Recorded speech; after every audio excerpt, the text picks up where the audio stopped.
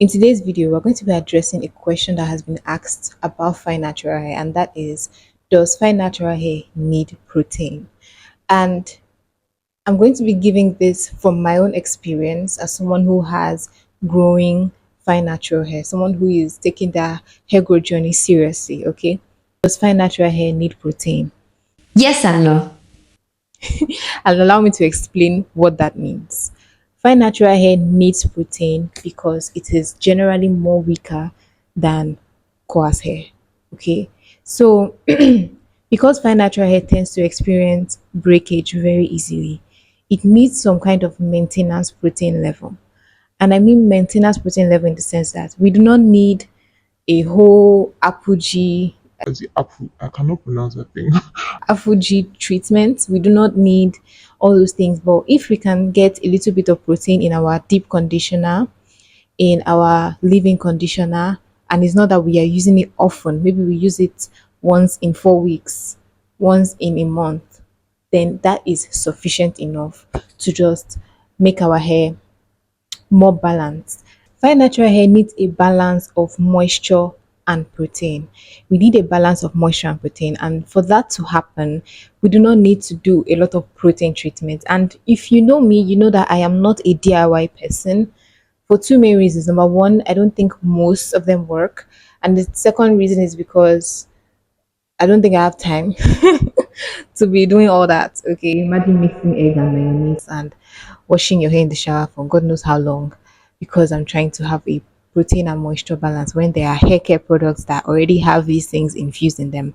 And I know it's not only me that feels this way about DIYs. Please let me know that I'm not the only one. But anyways, Yes, if you want to know if you have fine natural hair, I have a playlist that I'm going to link up in the cards. I'm going to link that playlist for you to find out if you have fine natural hair because I think some people just assume that they have coarse hair because your hair is kinky.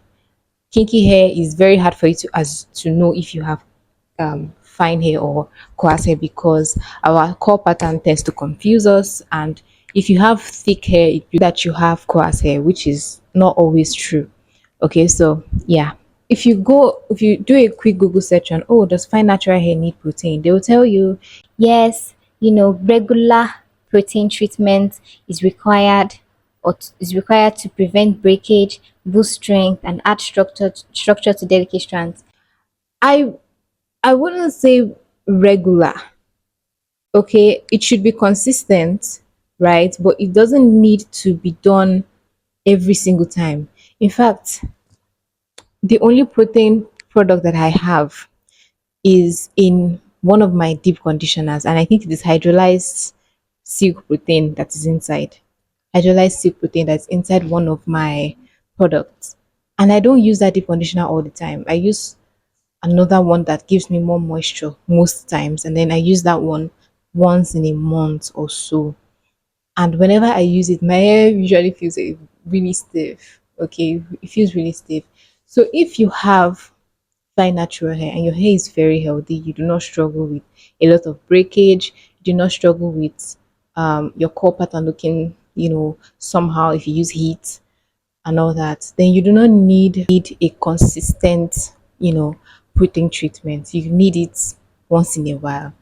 It's just like clarifying shampoos. Clarifying shampoos are very important, but you need them like once a month. Okay, you do not need them all the time. You use moisturizing shampoos most of the time.